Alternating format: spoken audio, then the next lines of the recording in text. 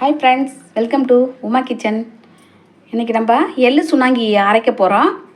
அதுக்கு நான் 50 கிராம் எள்ளு வாங்கி வச்சுருக்கேன். எள்ளு எடுத்து வச்சுருக்கேன். 2 தேங்காய் பத்தியாவது துருவி வச்சுருக்கேன். கொஞ்சமாக புளி எடுத்து வச்சுருக்கேன். 2 பூண்டு பல் எடுத்து வச்சுருக்கேன். ஒரு 5 காஞ்ச மிளகாய் எடுத்து வச்சுருக்கேன். கொஞ்சம் கருவேப்பிலை எடுத்து வச்சுருக்கேன். இப்போ எள்ளு வறுத்து நம்ம அரைக்க போகிறோம்.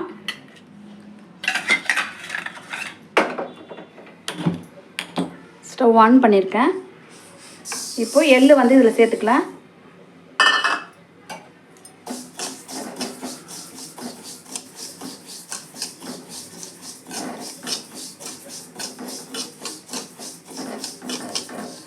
இப்போ எள்ளு நல்லா வறுபட்டுருச்சு. இப்போது ஸ்டவ் ஆஃப் பண்ணிக்கலாம்.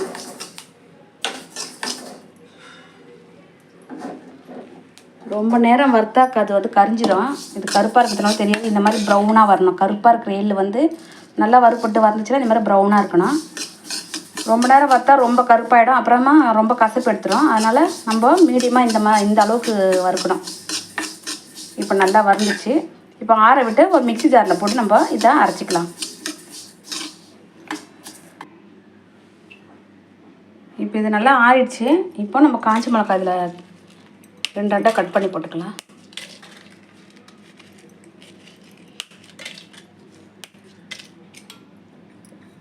பூண்டு புளியெலாம் அதிலே சேர்த்துக்கலாம். கருவேப்பிலை, தேங்காய் சேர்த்துறேன்.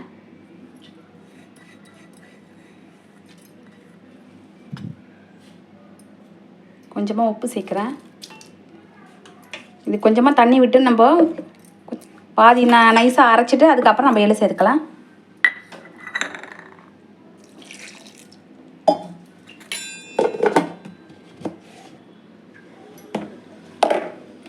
இந்த அளவுக்கு கொஞ்சம் கொறுன்னு அரைஞ்சதுக்கப்புறம் நம்ம இப்போது இதில் எள்ளு எடுத்து சேர்த்துக்கலாம்.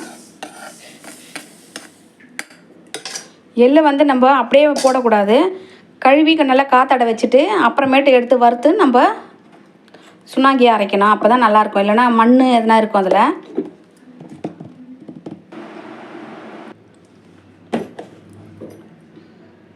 கொறு நல்லா அரைப்பட்டுருச்சு. இப்போது கிண்ணத்தில் எடுத்து வச்சுக்கலாம்.